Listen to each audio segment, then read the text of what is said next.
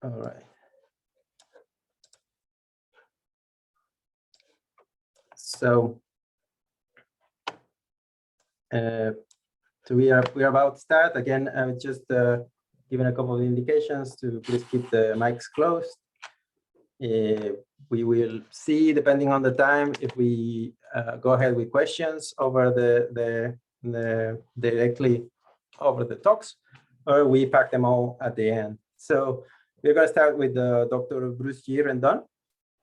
So I'm gonna, it's my pleasure to introduce Bruce G. He has been working in Japan since 2015. Right after getting his PhD from CBSTAF, and currently is working on GIA JPark since 2018. He worked on his PhD research studies based at CERN from 2011 to 2013. And Dr. G is currently the president of CMAP since 2020. So without further ado, I let Bruce go. Please, Bruce. Hi, good morning. So thank you, Alex, for the kind introduction. So on behalf of the Comunidad Mexicana Acelerators Particular, CMAP, I want to say thanks to the colleague of CERN for the opportunity to host this colloquium. I want to also say thank you to all the Mexican colleagues who participate in this colloquium, and finally to everybody to attend the colloquium itself. So for the people who are not familiar with the CMAP, I want to give some few words about that. First of all, the CMAP was created in 2015 with the main goal to promoting and develop the science and technology of the particle accelerator in Mexico. And for do that, we have doing several activities. Like, for instance, we organize the Mexican Accelerator Particle School, the MEPAS. And also, we start to develop our own project in particle accelerator, like the first Mexican RF linear accelerator. Also, we have regular activities in the CMAP. We have some seminar, hot topic, and 5 questions itself. So you want to see a little more in details, I welcome to go to the website. So I want to show the distribution map of the CMAP members around the world. We have presence in 3 continents, mainly in the Americas, in Europe, and also in Asia. Our goal is we try to develop the particle accelerator in Mexico and around the world. So without more details, I will say welcome to this colloquium. I hope that you can find interesting and be the start point for the collaboration in future projects like FCC. Thank you. Thank you, Bruce. So thank you for the nice introduction about what is the CMAP, sorry. So now we're going to go to the meat of the main dish of the colloquium. So Dr. Frank Zimmerman is a senior scientist with the CERN Beams department and the deputy leader of the Future Circular Collider FCC study. Since 2007, he also serves as the editor of the journal Physics Review Accelerators and Beams, PRIB. Prior to CERN, he works at SLAC since from 1993 to 1998, and at DAISY from 1990 to 1993. In 1997, he was awarded the SLAC Panofsky Fellowship. In 2002, he received the biannual EPS IGA Prize of Outstanding Work in Accelerator Physics. And in 2019, the US PAS Prize for Achievements in Accelerator Physics and Technology. He is a fellow of the American Physical Society, APS, and presently the chair-elect of the APS Division of Physics of Beams, the EPV. He is also an author or co-author of more than 600 articles published in journals and conference proceedings. He has also published a book along with Michiko Minty, who is now in BNL. The book is Beam Control and Manipulation, published by Springer in 2003. He's also one of the 4 editors of the latest Handbook of Accelerator Physics and Engineering, published by World Scientific 2003. And if you work in accelerator, I'm sure you have this copy of a book somewhere. And he is a member or a chair of several international advisory committees. So we are very happy to ask Frank to take over the screen, and please tell us a little bit more about the FCC. Okay, good afternoon. Thank you for the kind introduction, Alejandro. So I'm trying. Oops, sorry. What is this? I guess you can see. Perfect. Okay, I'm happy to be here and to present some research. Oh, it's already a typo. One moment, I see a big typo. Opportunities. What's that? No. Okay, I'm happy to present the research opportunities for the future circular colliders, the context of the Mexican Particle Accelerator Community. So here you can already see a landscape showing the existing accelerators, proton, synchrotron, superprotons, LHC, and then indicated the size of the future collider. So we are proposing an integrated program which is inspired by the previous high energy physics program at CERN, which is the LEP and LHC. LEP was the electron positron, highest energy electron positron collider, which operated in the 1990s. And LHC is the ongoing hadron collider program with a hadron collider installed in the same tunnel that was previously used for the LEP machine. So the FCC integrated program aims at doing the same at a higher energy and with a larger machine. The first stage is called FCCE. It operates in the basin at 4 different energies, serving as a very high luminosity Higgs factory, but also as an electroweak and top factory, always at highest luminosity. So it will run again on the Z pole as a LEP collider did, but at 10 to the 5 times higher luminosity, W, and then at the ZH production peak for Higgs bosons, and then it will go up in energy up to the TT bar top threshold. And the stage 2 is a 100 TeV hadron collider called FCCHH, which is a natural continuation at the energy frontier following the LHC. And this FCCHH can also collide heavy ion beams like the LHC does. And there's also an option to collide electrons and hadrons, which is called the FCCEH. These two machines, FCCE and FCCHH, have very complementary physics. They have a common civil engineering. The tunnel, as I said, is shared by both machines, and also technical infrastructure, cooling, ventilation, electrical distribution, part of the cryogenics. The experimental caverns can be shared between the two colliders. And its entire project builds on and reuses also CERN's existing infrastructure. For example, the LHC can be used as an injector into the FCCHH. And another goal is to have FCC ready to allow a seamless continuation of high energy physics after the end of the high Lumi LHC program, which is expected at the end of the 2030s. Here you have the rough layout of the two machines. There are in the baseline 2 main experiments diametrically opposed in point A and G, both for the lepton collider and for the hadron collider. The lepton collider is a double ring machine where electrons and positrons are in different beam pipes, and they collide with a large crossing angle at these 2 collision points. In order to sustain a very high luminosity, we also need a booster, full energy booster synchrotron, which is installed in the same tunnel. It must also reach the same energy for full energy injection. So it will allow to keep almost constant beam currents of electrons and positrons in collision, and allows to sustain a very short lifetime limited by the luminosity. Then we have 2 long straight sections, which in the case of the lepton collider are used to accommodate the superconducting RF systems, which the machine is designed with 100 megawatt of synchrotron radiation power, which is per unit length the same as was reached at LEP. And this is sustained with a powerful 100 megawatt RF system installed in these 2 locations. Now the hadron collider in the basin has the same 2 experimental caverns in point A and G, in the version that was presented in the conceptual design report. There are two secondary experiments in points L and B, which are similar to the existing ALICE and LHCb experiments in the case of the LHC.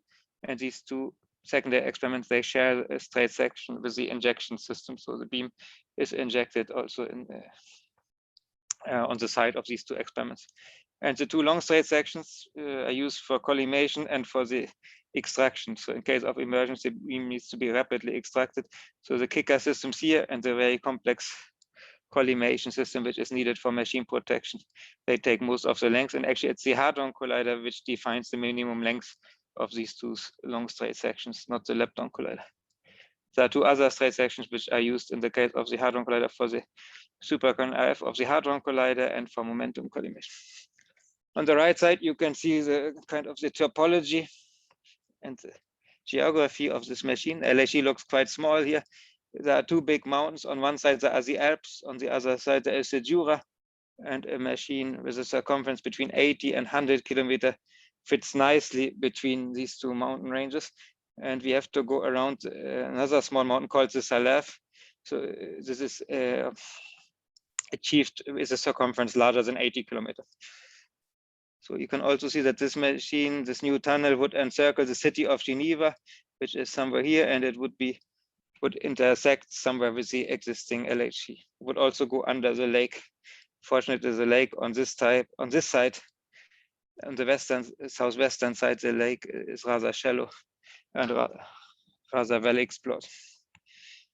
You can also see that a large part of this machine is in France, and there will be a second campus related to the second experiment in point G, which is down here, which is close to the city of Annecy, which is a rather beautiful city in France.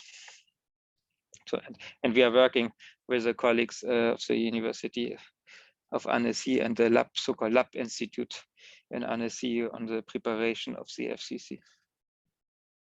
Let's see, cannot turn the page, why not?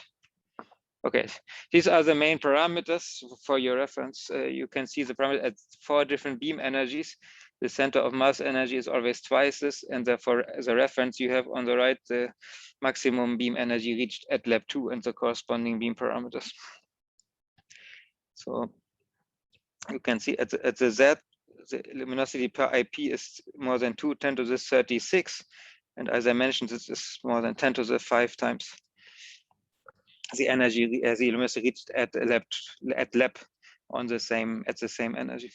Then this we have as a design criterion, we assumed 100 megawatt synchrotron radiation power at all energies, and in consequence the beam current decreases as we go up in energy from about 1.5 ampere at the Z down to about 5 milliamps at the TT bar. And this decrease is mainly accomplished by changing the number of bunches. The bunch population stays almost constant, around between 1.5 and 2 10 to the 11, and we vary mainly the number of bunches as we go up in energy to keep the synchronous radiation power constant. The F voltage is very low at the Z. We need only 100 megavolt, and then at the TT bar we need about close to 11 gigavolt, and in this case we share the RF system between the two beams to minimize the cost. So for the other energies we have a separate RF system and the beams are fully separated. At the TT bar we send both beams through all the RF cavities, and this can be done because we have only very few bunches and we can avoid parasitic collisions in this scenario. What else can I mention?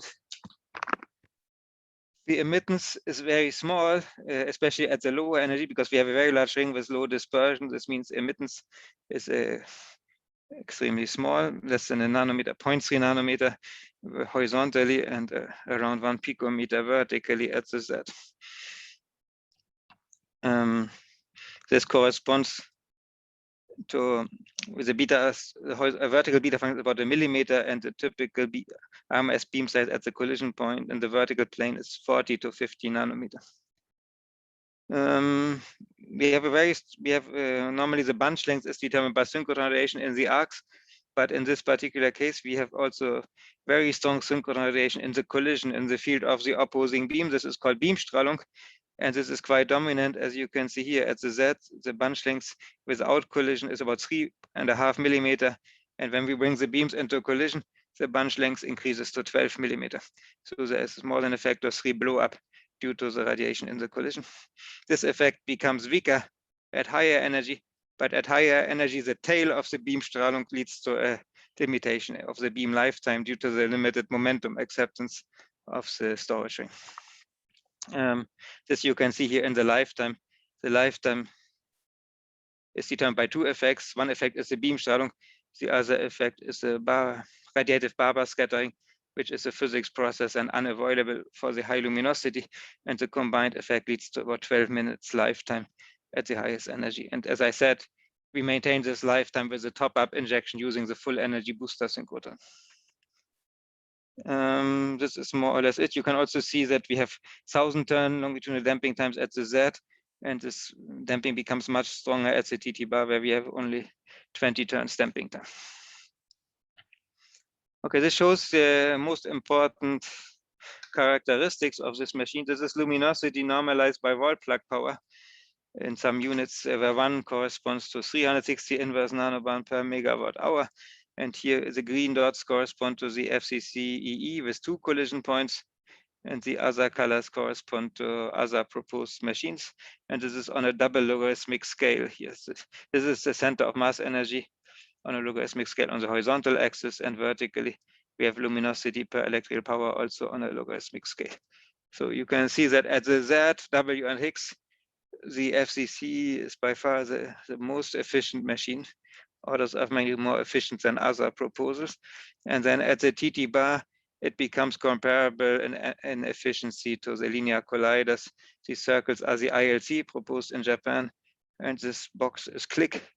And we see there is a turnover point that above 400 GeV center of mass, it's more efficient to build a linear collider than to build a circular machine of this size. At very high energies, above a few tera electron volt, it is predicted that the muon collider will be the most efficient machine. This you can see here. This is based on the US muon accelerator program study. And so that's one of the reasons that at CERN now there's also again a muon collider study to prepare for this possible path, which could be also a possible upgrade path of the FCC. After the FCC HH, we could also imagine converting the machine into a muon collider. Okay, this is now, by the way, in terms of cost, here a Higgs boson produced in this running mode costs about €200 electric for the electricity. The design concept is based on the lessons learned at all the previous E+ E- colliders. This you can see here. This is a nice collection from Marika Biagini from Frascati. This is again double logarithmic here, center of mass energy again on the horizontal axis, luminosity on the vertical. And you have many generations of colliders over the last 60 years or so, starting with Adone and DCI, Spear. Then you have more recent machines as CESA, PEP2 and KKB B factory, and Super KKB. And here is LAB, and there is Daphne and Frascati, and we mainly combine the important ingredients and lessons learned at these machines to arrive at this performance predicted for FCC, the different running modes of FCC. So for example, from the B factories KKB and PEP2, we adopted the concept of double ring collider and operation of with very high beam currents, and the concept of top-up injection. Both KKB and PEP2 implemented top-up injection during the operation. From Daphne, we implement the Krebs concept. It's a new collision scheme, and again double ring, and also Super KKB since last year is running with the Krebs very successfully, and they also with a very low beta function. They already reached the 0.8 millimeter beta function, which is the lowest beta function we ever want to operate at the FCC EE. From lab, we learned about the synchrotron radiation with very high photon energies, critical photon energies in the mega electron volt range, and other synchrotron radiation effects, and how to shield them, both from lab and from we learned about precision energy calibration. We want to use resonant depolarization to frequently measure very precisely the beam energy, the collision beam energy, at the 10⁻⁶ level. This has been pioneered at these two machines. And then positron source we can take from the KKB, Super KKB, and from the SLC experience. And there are other machines for spin gymnastics, etc. Anyway, the main message is we combine the successful ingredients from several previous colliders in order to arrive at this performance prediction for the FCC. The present frontier machine is Super KKB, which is pushing the luminosity and the beta star. Energy is of course much lower, but the design luminosity is similar. It was 8×10⁵ with a beta star of 0.3 millimeter, very large, similar. They have now a Crab wave scheme. Actually, initially they had a Crab wave scheme without sextuplets, but since last year they actually added sextuplets and they have a true Crab wave scheme. The design beam lifetime of Super KKB is 5 minutes, and this is also maintained with top-up injection. Here are some of the. Here's a machine, and here you can see the evolution of beta star. KKB, the previous collider in Japan, had I don't know, 6 millimeter or something like this, 5 or 6 millimeter star, and then Super KKB goes down by more than an order of magnitude.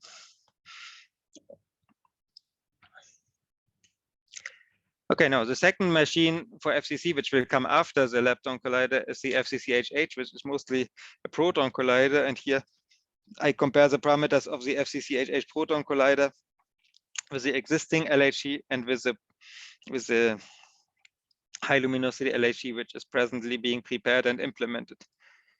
So collision energy is of course much higher, factor 7, slightly more than a factor of 7 higher than the LHC. This is achieved with almost a factor 2 higher dipole field, 16 Tesla instead of 8 Tesla, and with a 3.5 times larger circumference, so of about 98 kilometer compared with 27 kilometer. The beam current is relatively modest, half an ampere, which is similar to the LHC. Bunch intensity 10 to the 11 protons per bunch. Bunch spacing is the same, 25 nanosecond. And here the synchronization power per ring is 2.5 megawatt.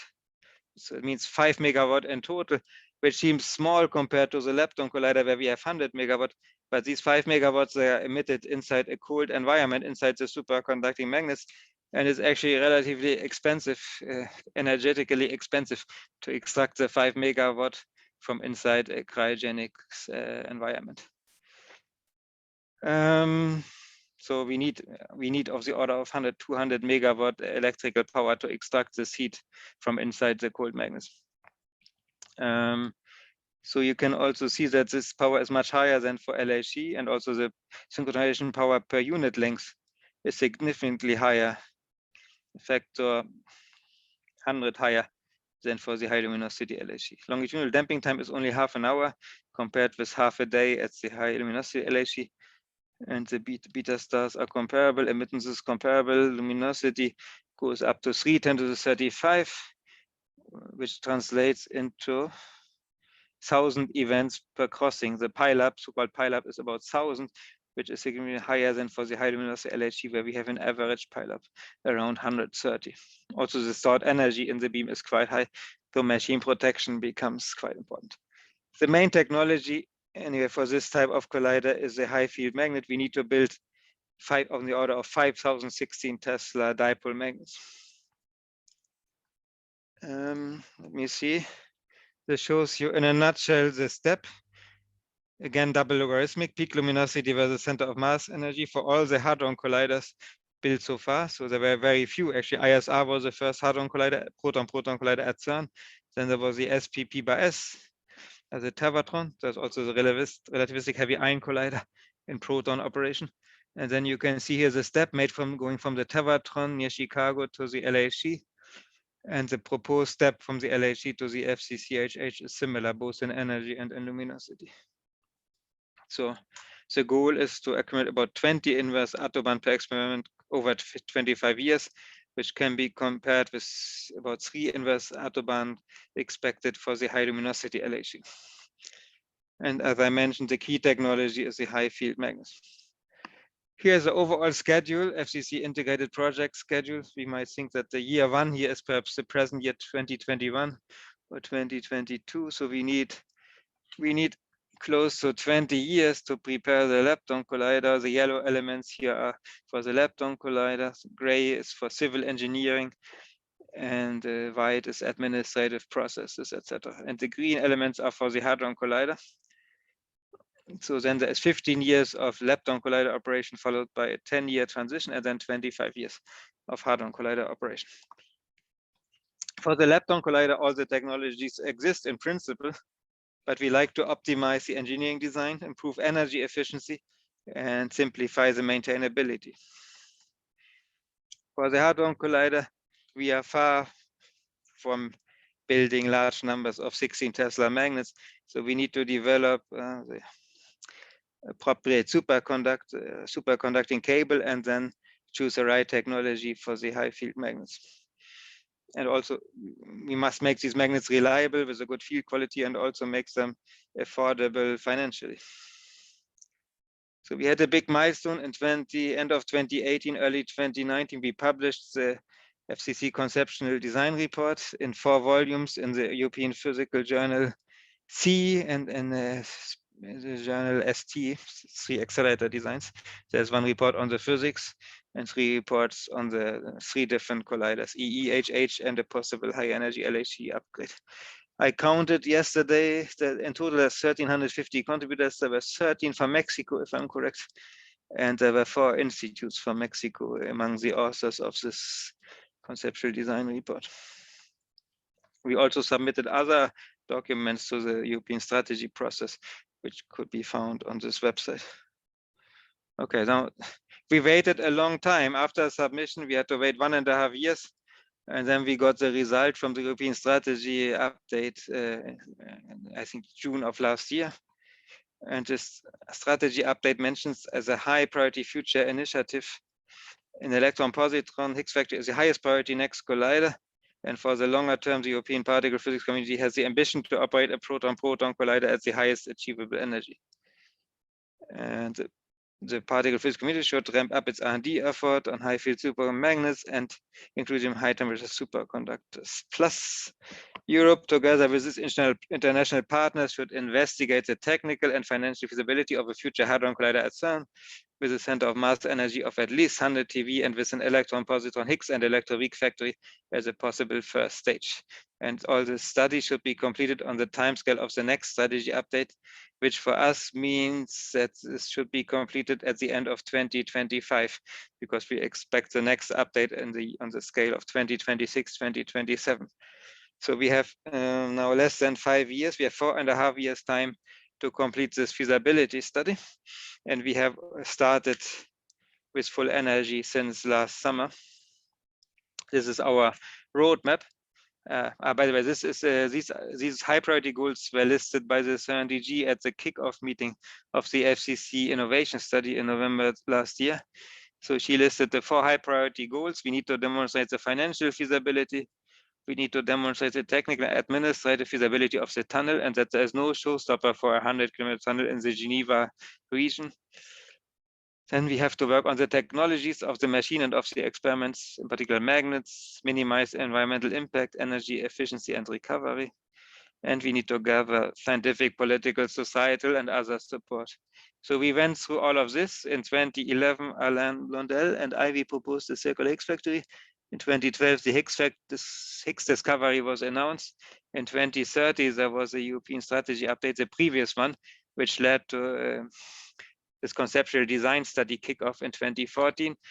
This conceptual design study was completed 2018. Then we had this strategy update. Now we are here. So we had this kickoff. Then now we are here. We have about 5 years to make the feasibility proof. There's a next European strategy update. If everything goes well, we could hope for support from this strategy. And then in the best of all worlds, in 2028, approval of the next project. Then 2030 or later, start of the tunnel construction. 2036 or later, start of the machine installation. And then at the earliest 2040 or 2041, the first E+ E- collisions. One important aspect is, of course, the tunnel, which is also a major cost, especially for the Lepton collider. So we have performed for many years kind of tunnel optimization. We have special tools to optimize the geographical location, taking into account many different constraints. So we like to have the lowest risk for construction and also have the fastest and cheapest construction. And then we need to find feasible positions for large span caverns. Circumference is the order of 90 to 100 kilometers. And initially we had 12 surface sites. Recently we actually study an option with only 8 surface sites, which should be easier to implement, because easier to find 8 surface sites than to find 12 surface sites. So some illustration, you can see, by the way, the depths. So some of these shafts can be very deep, and we try to minimize actually the depths of the shafts, especially at the experimental caverns. You can also see that the Lake of Geneva is not very deep, and you can see other regions where we have to cross through the limestone. We prefer to construct the tunnel in the molasse layer, which is easy for the tunnel boring machine, but in some locations it's unavoidable to go to other geological formations. This is a result of work by 2 consulting companies which prepared a possible tunnel construction. This indicates that a total construction time would be about 7 years, and the first sectors could be ready 4.5 years after the start of the civil construction. So after 4.5 years, we could already start with some technical installation in those tunnel segments, which are already finished. So this is part of our overall timeline.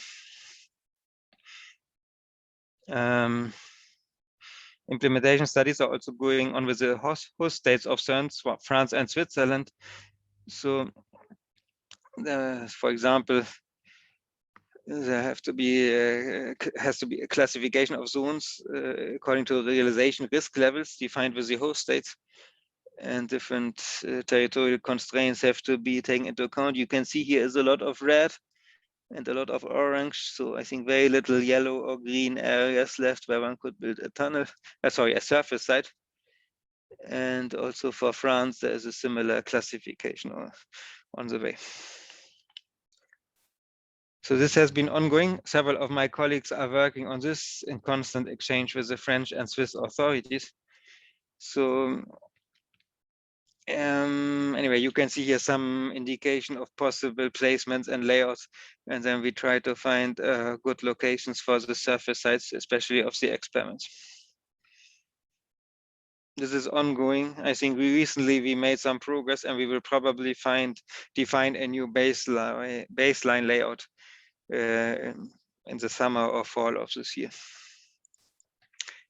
So for the Lepton collider, the main technology is superconducting RF, and here is a brief summary of different SRF components that are relevant for building such a large infrastructure. There is cavity studies, optimization of cavity shapes, etc. Then there is surface substrate technologies, new superconducting materials. We also, for the moment, our baseline is a niobium on copper technology, which is different from the bulk niobium that is used for ILC, but niobium on copper was used for the LHC and for the lab cavities. And the copper is very robust substrate, and it's believed that this has several advantages, especially at the frequencies that we are looking at, 400 or 600 megahertz. There's a cryo module development. There's collaboration with partners. For example, JLab is one of the strong partners. And as a test facility under construction in Paris called Perle, where we can test the first 800 megahertz prototype, which was built together with JLab. The full fundamental power couplers are important because we have to feed this 100 megawatt of power constantly into the cavities, and also higher outer mode excitation by the beam is relevant, and we could get quite some high order mode loading. So the higher order mode couplers and dampers are also quite important. Plus, we are working on very highly efficient RF power sources. So it is predicted that new klystron bunching methods can improve the efficiency from the 60 or 70% level to the 80 or 90% level.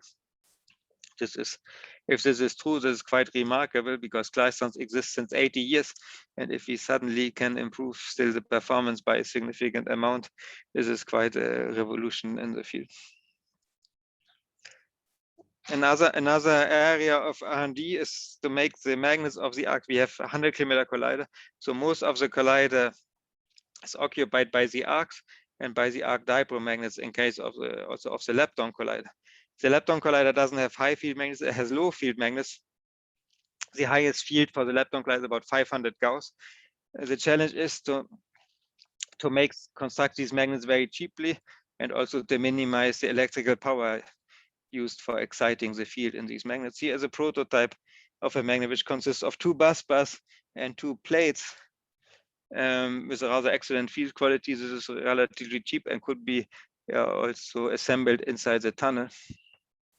And it, with this twin aperture, both apertures are get the field from the same inner current here in these 2 bus bars, so we can save electrical power by a factor of 2 using this twin aperture concept. Similar twin aperture concept was adopted for the quadrupoles. So we have a common coils which excite the field in both aperture of this quadrupole. And again, we have a factor of 2 power saving. Here for the dipole, we can use aluminum conductor in principle. For the quadrupoles, we need to use copper conductor because the current density is higher here than for the dipoles. Okay, here are deliverables and prototypes that we want to build by 2025 is we would like to build a complete arc cell mock-up or half cell mock-up looking like this, for example, with a quadrupole and a dipole magnet, a vacuum system, flanges, bellows, vacuum pumping ports, etc., including girder. The vacuum system has an antechamber for electron cloud control and including dipole, quadrupole, and sextuple magnets, beam position monitors, cooling and alignment systems, etc., to have a full demonstration and to see that the different interfaces are well under control and that everything fits together and to optimize these interfaces as well. Another area for prototyping is a key beam diagnostics, like longitudinal charge density profiles that we want to work on with the Karlsruhe, Kara facility in Karlsruhe. We can work on electro-optical sampling for very fast bunch by bunch longitudinal diagnostics. Other areas of interest is ultra low emittance measurements. There's a collaboration with Super KKB and another collaboration with ALBA in Barcelona. Beam loss monitors, possible collaboration with Paris and with KK, maybe with Mexico, I don't know. A Beamstrahlung monitor, there's some activity with KK, perhaps Brookhaven could be another possible partner. Polarimeter, luminometer are other important diagnostics to measure the polarization and to have a fast and precise measurement of the luminosity. So this picture is just an illustration of this electro-optical sampling, which uses an electro-optical crystal and a chirped laser pulse. And when the bunch passes by, this laser pulse that comes out of the crystal contains information on about the bunch profile. Other deliverables are SRF cryo module prototype and prototype multi-cell cavities for the FCC Higgs operation and high efficiency RF power sources. As I mentioned, there are these highly efficient klystrons proposed, and there's also interest in solid state amplifiers and in induction output tubes. We are developing high yield positron source based on a superconducting solenoid around the target and an S-band LINAC. We like to build a prototype of this and test this at the Swiss FEL, which is a LINAC in Switzerland at the PSI. So we can vary in this machine. We can vary the beam energy between 0.4 and 6 GeV. So we can measure the positron yield at different beam energies. And there is a special beam line which can be devoted to this prototype test for the FCC. This is financed by Switzerland in the so-called SHA-2 program, which is also working. This SHA-2 also finances several other activities. I mentioned here high field magnets, geology and geodesic activities, beam optics development, and the FCC injector, including this prototype test at the PSI. Okay, machine detector interface. Now we are close to the collision point. We have here the final quadrupole, 2.2 meters from the collision point. We have the smallest aperture at around the IP, which avoids having a cavity-like object and avoids trapped electromagnetic modes in this area. Then we have this luminosity monitor here, and we have a complicated system with a compensating solenoid, which compensates for the integrated effect of the detector solenoid. And then there are screening solenoids which shield the superconducting final quadrupoles from the detector solenoid field. Prototype final quadrupole has been built, including a fringe field correction using the so-called canted cosine theta wiring concepts and the LHC superconducting cable. So far, we have only field measurements at warm. We are waiting for possible field measurements at cold. Okay, then I have a few words on about the high field magnet program for the Hadron Collider. This is a slide from the leader of this high field magnet program, Luca Bottura. So this curve, somehow this solid curve shows where we are right now. LHC is building 11, 12 Tesla magnets, a couple of these magnets for installation in the coming years. And the Fresca 2 facility at CERN has reached a field close to 15 Tesla with an OM3, both with an OM3 tin. And we are trying to upscale this and to get much larger, much longer lengths and much larger volume of this type of superconducting magnets. And there's also an initiative on the high temperature superconductor. And we hope to have some small element of at 20 Tesla by the time scale of 2027. This could be interesting if we can build a higher field HTS-based magnet at a lower price. This could be a good way forward, especially if the FCC comes after the FCC. We might also look into this type of option or into possible hybrid magnets combining HTS and niobium-3 tin. There's a worldwide niobium-3 tin program which has been set up for the FCC. Here are some of the institutes and fields cable performance that has been reached already in several of these places. The leader was the company Bruker in Germany and in the US, but also the Russian and Korean partners. Within 1 year of R&D, they have reached similar critical current densities as available from Bruker and close to the FCC target value. And the most important results were achieved in the US, 2 different groups in the US, namely Florida State University and Hypertech Ohio State and Family. They both developed new concepts to increase the critical current density of the niobium-3 tin using hafnium addition or using zirconium oxide to introduce additional artificial pinning centers inside the superconducting cable. A higher critical current density is important because it allows to reduce the cross section of the magnet, and this will have a big impact on the cost of the magnet. Okay. This is underway, and there are 4 different design options for high field magnets indicated here. We have set up some collaboration for this design. Cosine theta magnet is developed in Italy. The block coil magnets are developed in France, common coil in Spain, and the canted cosine theta at PSI. And there's a parallel program in the US with LBNL Berkeley working on the cosine theta, canted cosine theta and Family on the cosine theta. And the US colleagues, they have made quite some progress. Last year, they have showed with a demonstrator a field of 14.5 Tesla, the first time that an accelerator type magnet reached this type of performance. This is rather close to our target value of 16 Tesla. Okay, another aspect for both hadron and lepton is the treatment handling of synchrotron radiation. This is, as I mentioned, also a strong, very big issue for the hadron machine.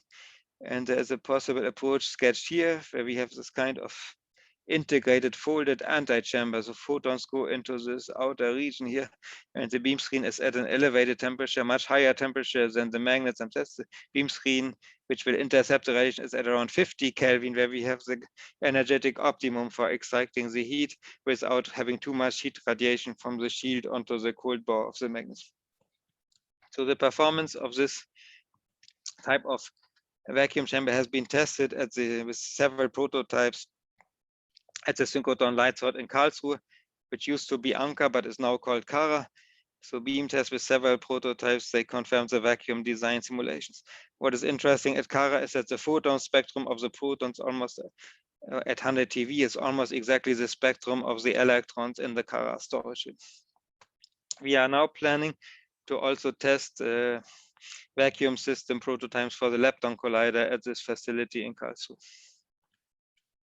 Now, I should mention, before concluding, I should mention the other options of colliders. There is this EP collider option, which is based on a 3-pass energy recovery linac. We have 2 superconducting linacs in a racetrack shape.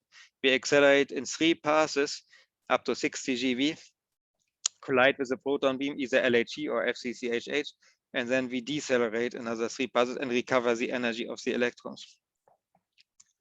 This is proposed, as I mentioned, for LHE and for FCC. For FCC, it is called FCC-EH, and this would allow to advance the deep inelastic scattering and the resolution of the proton structure. As you can see here, the old experiments of SLAC and CERN, they were in this range. HERA made a big step forward, and then LHEC and FCC-EH would go down by more than another order of magnitude, almost 2 orders of magnitude further higher resolution in the proton fine structure.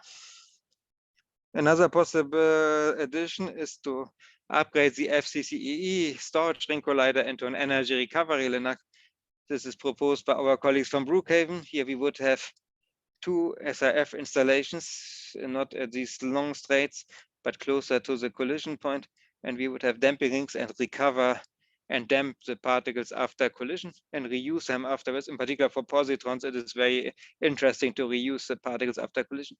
Here we would quickly accelerate, collide only once with a very high disruption, similar to a linear collider, and with much smaller emittance, and then decelerate, recover the energy, and recycle. And on paper, one can get this performance here. With the same synchronization power, we would follow this dotted red line, which goes up to much higher luminosity waves and also to much higher energies. We could go up to 600 GeV or above in the center of mass. One could also operate this at a reduced synchronization power, for example, at 10 megawatt instead of 100 megawatt, and one would follow this green curve, so at the ZH, TT bar, and even here for a triple Higgs coupling also, one could have very decent luminosities. This sounds interesting, but it needs a lot of beam pipes in the arcs. Possible configurations are illustrated here.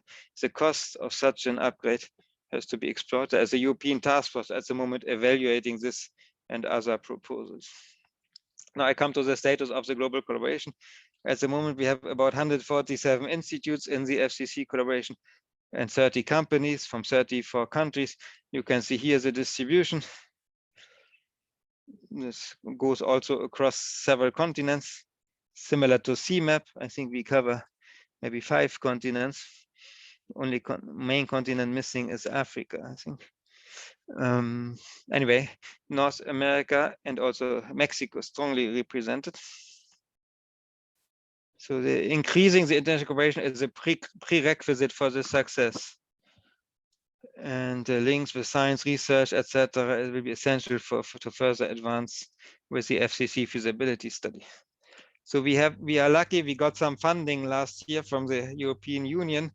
We have this H20 Horizon 2020 design study proposal, which is called FCC Innovation Study, which is fully funded by the EU. The beneficiaries are shown here, including the government-related agencies, CEREMA and CETU in France. And we have also as partners the State of Geneva and the DRRT, which is a local representative of the French ministry.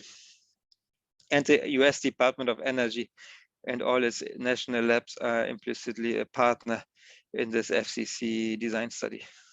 So is Butke Institute in Novosibirsk and the University of Oxford. And here we cover the major countries in Europe. Okay, now I had a look at the Mexican members of the FCC collaboration. I counted 6 institutes from our website listed here, and actually it spreads out quite across Mexico. Puebla, Invest of Mexico City, University, Autonomous University of Yucatan, Autonomous University of Sinaloa, University of Colima, and Guanajuato. So it's a nice coverage. Maybe we are missing something here and something in the south, but otherwise Mexico is very represented actually in terms of institution in the FCC study. And I was also happy there were these different Mexican accelerator schools. The first one, 2011, and I was lucky to participate in one. I think it was in 2011. Here's a picture already 10 years ago. It feels like yesterday. Anyway, there's a very active community and a pleasure to collaborate. So in particular, recently we have a lot of contributions from Yucatan, from this team, from Damian, Ayim, Carla, Cantun, and Humberto, Mauri from Guanajuato. So here's some example pictures where they compare electron cloud buildup for the arcs of the FCCE, comparing circular aperture and aperture with winglets. And you can see that this winglet aperture is much better, and also the effect of the bunch spacing on the electron cloud buildup. This is a wonderful contribution. We are very grateful for this initiative. So we need to identify acceptable combinations of beam and surface parameters and validate the simulation models. Okay, what are the opportunities? I wrote this very quickly and I didn't have much time. Anyway, ongoing collaborations are on beam instabilities, like this electron cloud buildup. We also have other collaboration on beam dynamics, beam dynamics, collider optimization, like proper treatment of beam Strahlung and optimization of another running mode based on the so-called monochromatization for direct Higgs production in the S channel. There's work ongoing on the FCC LHC injector, which would also be relevant for the FCC HH injector, because LHC will serve as an injector for FCC HH. So hadron sources and Linux have quite some activity in Sinaloa, also Guanajuato. I guess there are detector studies probably in Puebla, maybe Sinvest stuff also related to Alice experiment, and certainly theoretical physics, for example, in Colima. But there might be many other further contributions and collaborations. I guess there must be developments on detector and experimental simulations, other activities related to the vacuum system, etc. So anyway, this brings me to the summary and conclusions. The European Strategy Update 2020 issued a high priority request for a feasibility study of the FCC integrated program and suggestions for key technology R&D areas. The main activities of the FCC feasibility study, which will go on from last November until 2025, is to work out a concrete local regional implementation scenario in collaboration with Switzerland and France, and accompanied by machine optimization, physics studies, and technology R&D. All of this performed via global collaboration and supported by the ECH 2020 design study FCCIS, with a goal to prove the FCC feasibility by 2025-26. The long-term goal is to construct the world-leading high-energy physics infrastructure for the 21st century, because the FCC, if it is built, it has a program which covers at least 75 years, probably more, probably 80 or 90 years or more, to push the particle physics precision energy frontiers far beyond the present limits. And the success of FCC relies on a global participation. So of course, a strong participation for Mexico is welcome. It already exists, but there are many additional opportunities. And then I close with this great photo from Mexico, from Merida, actually taken by Humberto. So gracias. Thank you for listening. Thank you very much, Frank. It's a lot to cover. It's very interesting, and I think there are a few things there that will be worth to discuss, especially if institutions that have not been approached or have not approached the FCC study will have a chance to do this at the end of this colloquium and follow up directly with Frank, Salvatore, Emmanuel later on. But taking the risk to cut the flow a little bit, maybe I would suggest that we continue with the Mexican counterpart of the colloquium, which is rather brief. However, I think it will be interesting to see some of the things that are done in Mexico and they are doing either related to FCC or that they could possibly be related to FCC eventually.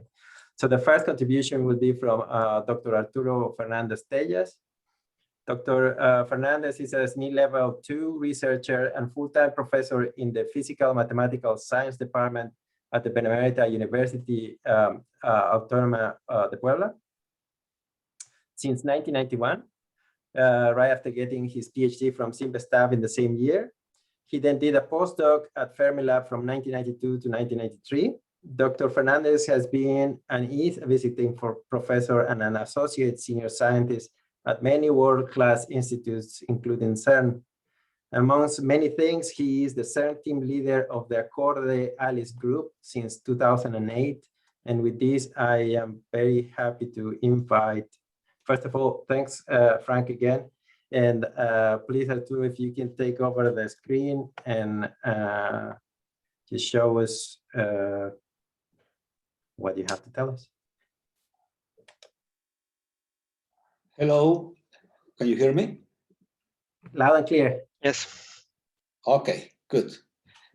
Well, first, thank you very much to Alejandro and Salvador for inviting me to present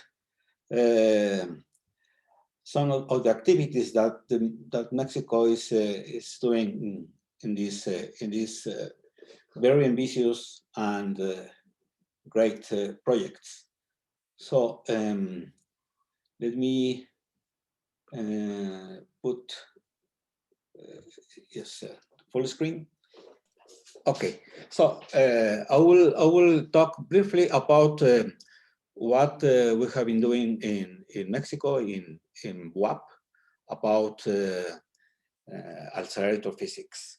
And first, I want to mention that a couple of years ago, the Mexican funding agency, CONACYT, proposed a grant call for presenting projects to be supported by this funding agency, and promising to have a good amount of money for those who were supported. So after a very long selection procedure, we were selected as one of the 5 projects selected by CONACYT, and we presented a proposal to continue our participation in CERN experiments and CERN activities. So people from these 9 institutions from Mexico presented this project, which in English was named Mexican Participation in High Energy Physics at CERN. The important thing is that besides the collaboration that we have been performing in several CERN experiments like ALICE, CMS, AMS, NA62, we included the activity that people from Guanajuato, from Sonora mainly, have been doing since many years ago, and we got some support for these people, led by Professor Mauro Natuciale, also in Sinaloa, Christian Valero, Humberto Mauri, the group that are working on this field, the accelerator physics program at CERN. So this is mainly what I want to mention about the activities that Mexico, well, this group is doing on this direction. I'm sure Mauro or Christian Valero could give some more details about the program at CERN. And let me also mention that besides these activities, we in Puebla have been participating in this Bell 2 experiment,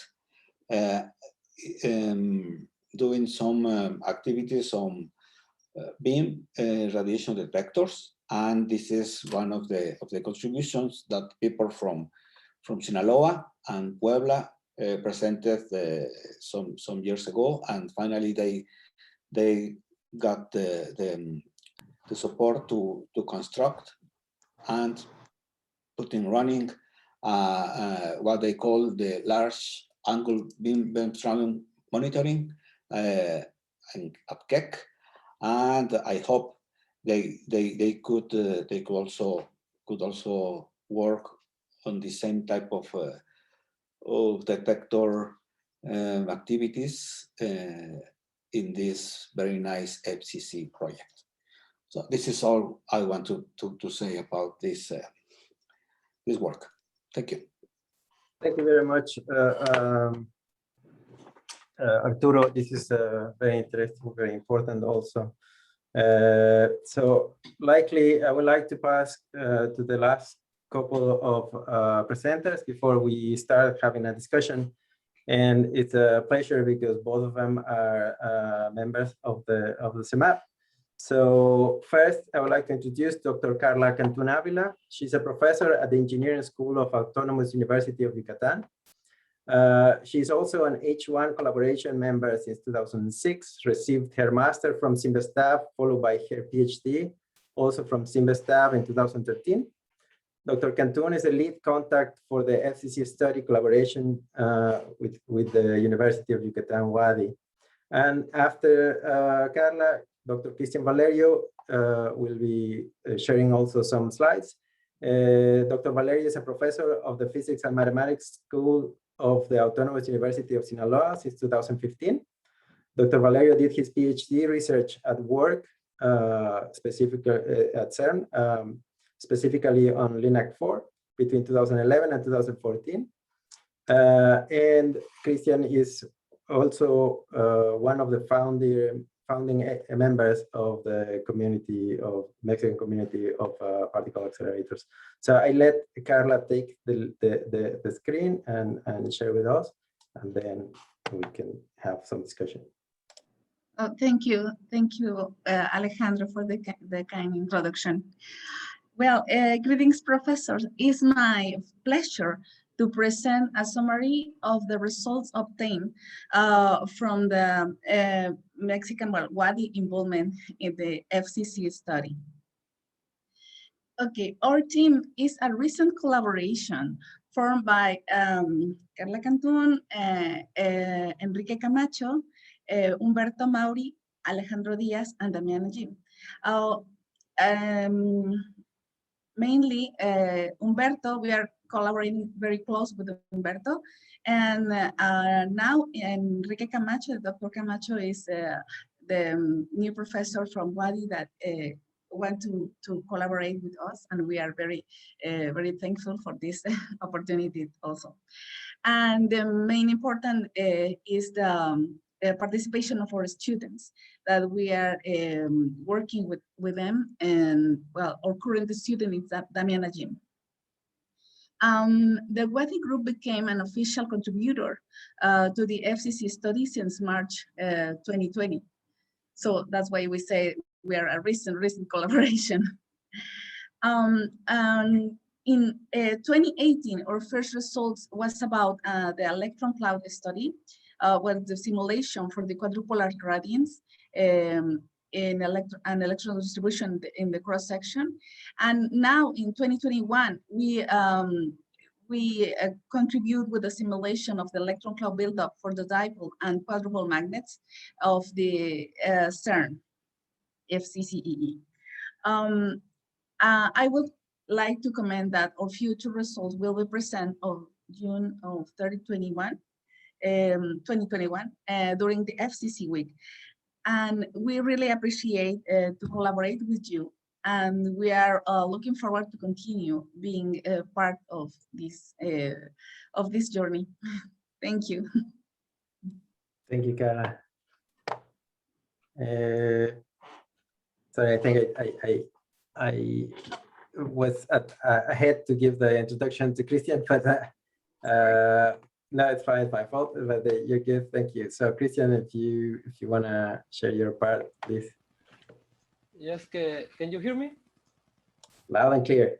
Okay, so thank you. So I will give my presentation about the University of Sinaloa, and also I will give the part of the University of Guanajuato in the name of Dr. Humberto, because he has an unexpected problem with the connection. So if you have more questions about the part from Guanajuato, you can contact always Dr. Humberto. So I will start. So they are being developed at once. So the University of Sinaloa has now a tradition in the particle physics group.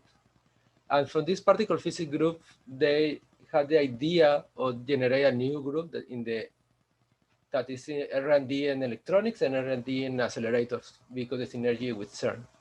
So there, the Dr. Ildefonso and Pedro Podesta, they push these areas, and they bring to Dr. Carlos Duarte and me to work in these projects, and we are working since 2015 together in this area. So the particle physics group has a long tradition, and Arturo already summarized a lot of the goals that they have.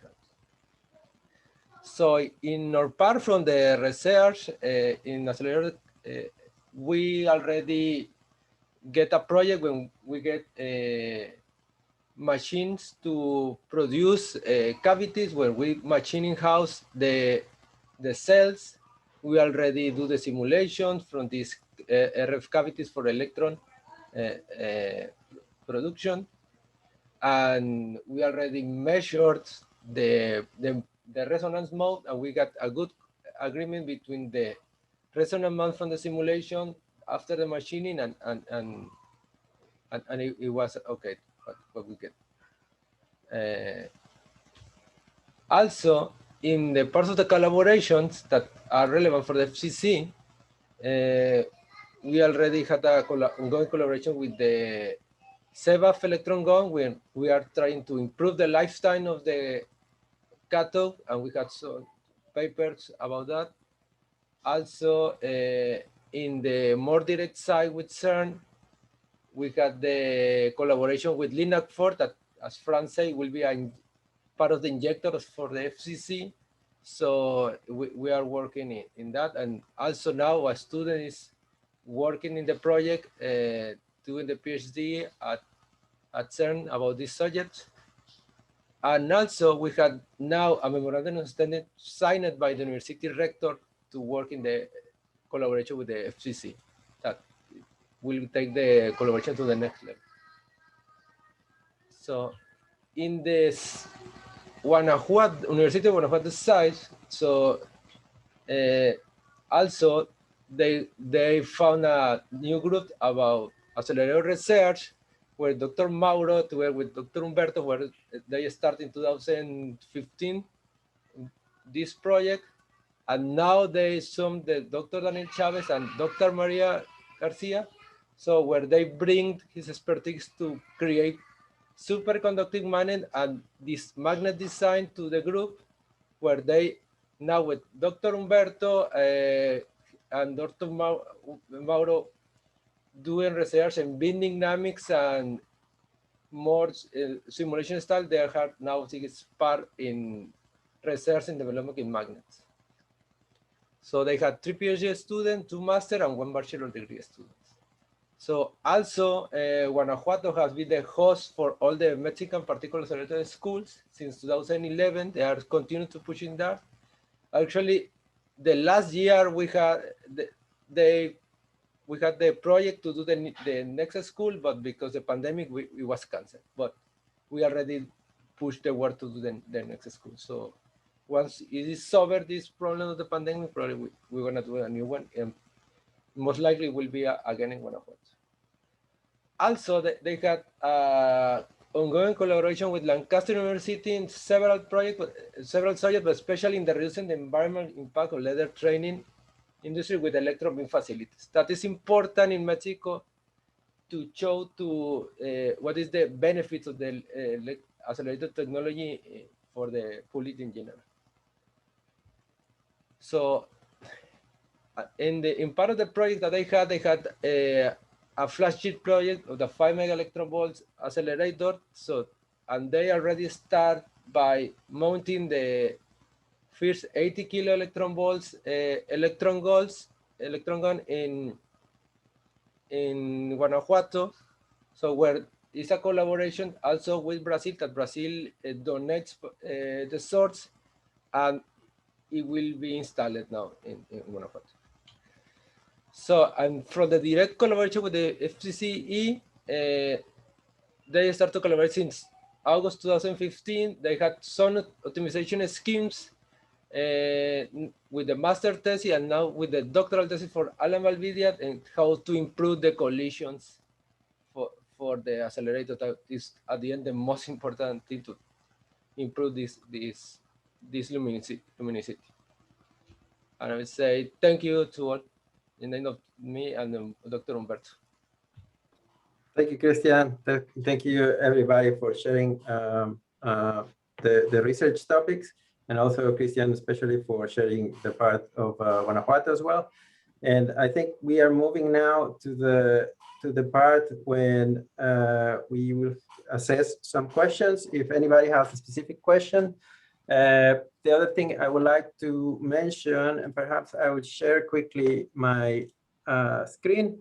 If you have the Indico page, you have the links on the flyers and on the emails.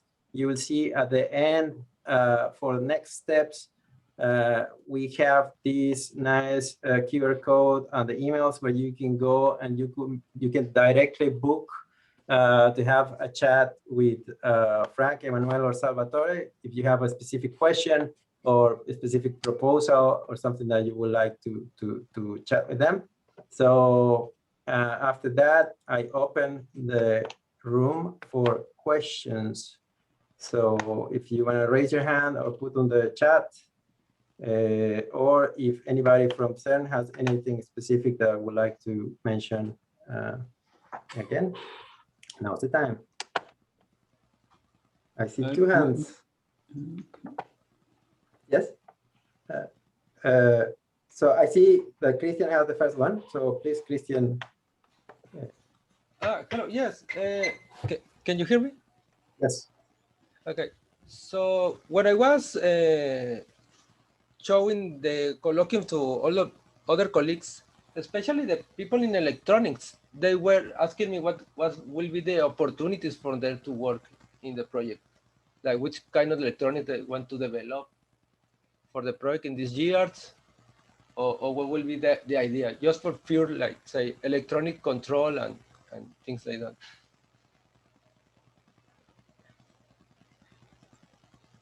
I guess we need all kinds of electronics, no? I mean, for each type of diagnostics, like the beam position monitor, RF system,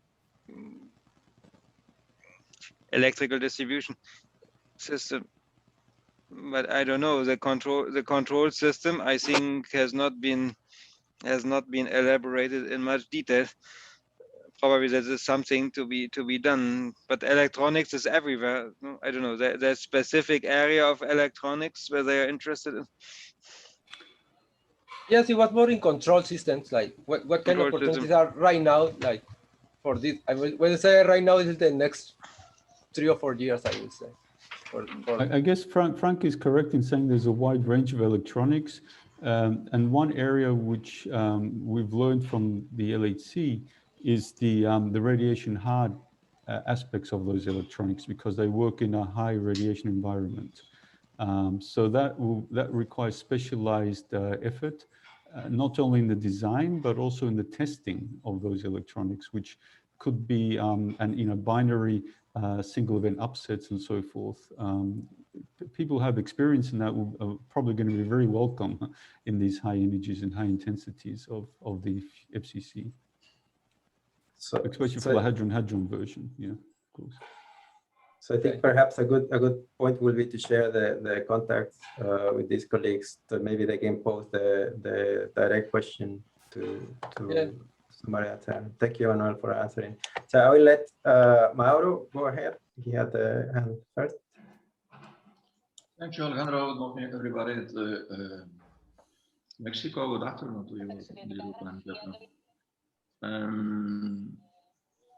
Well, I have a comment on the possibilities that mentioned Frank a few minutes ago, and it concerns the necessity of these key technologies on high field magnets.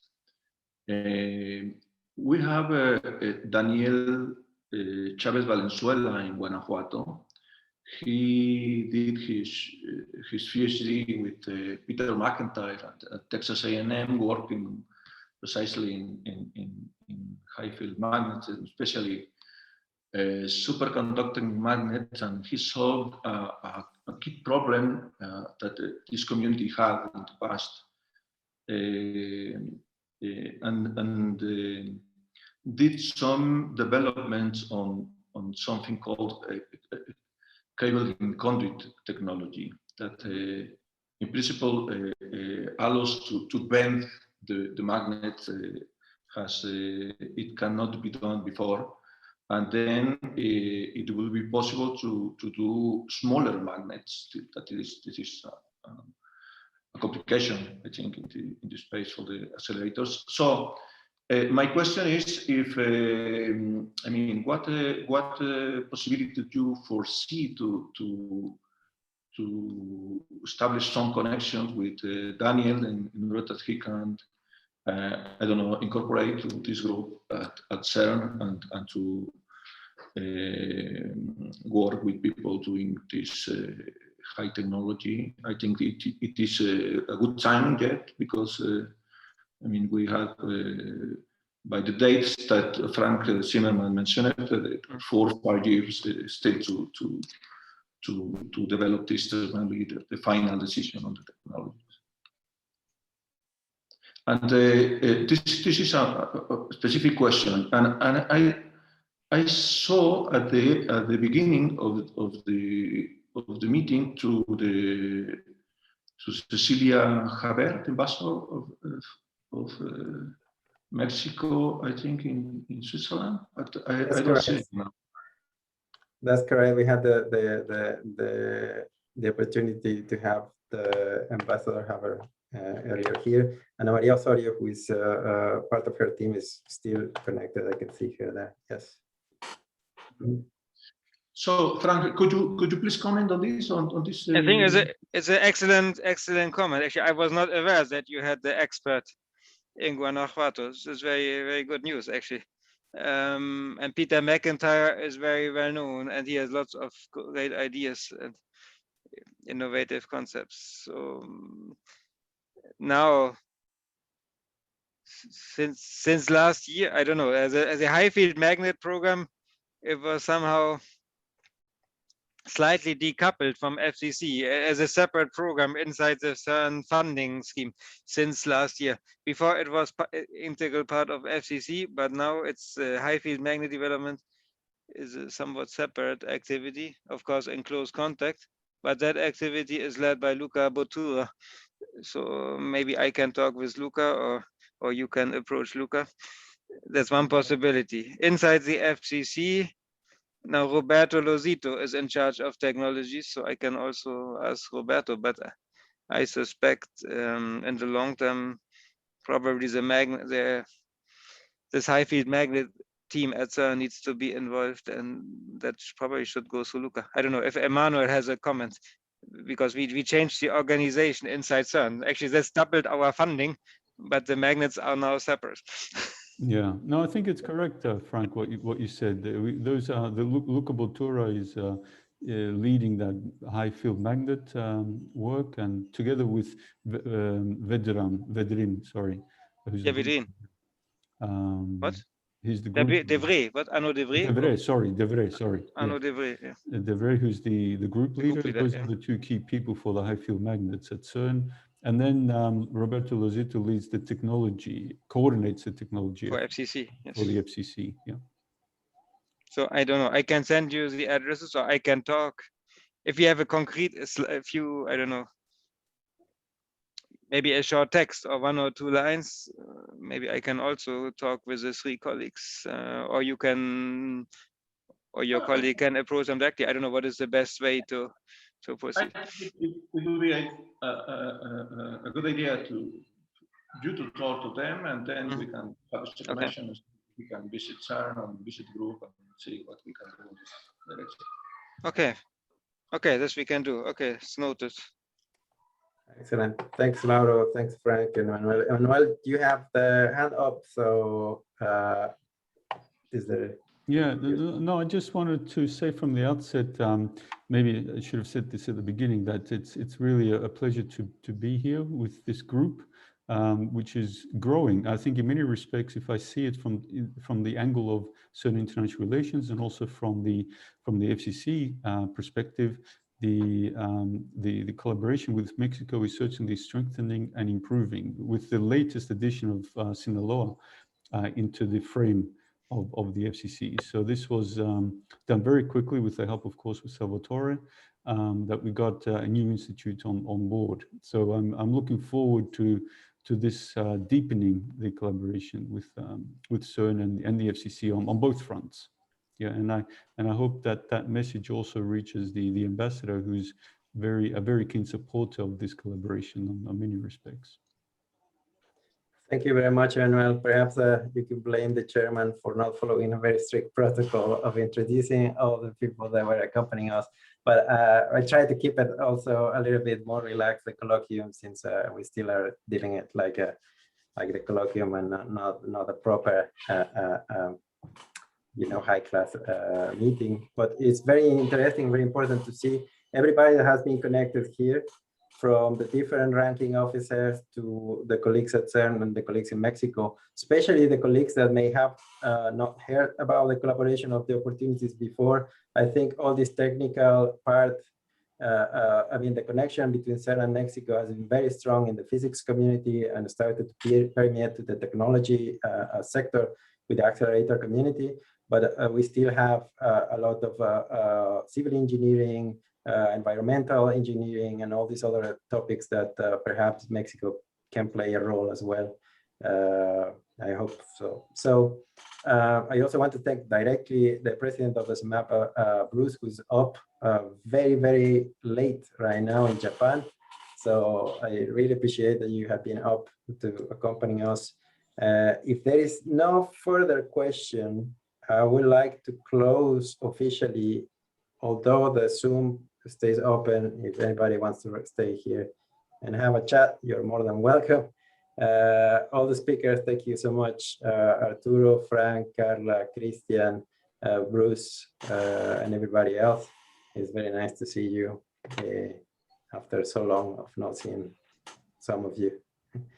Thank you very much. Have a good day, and I will stop the recording right now.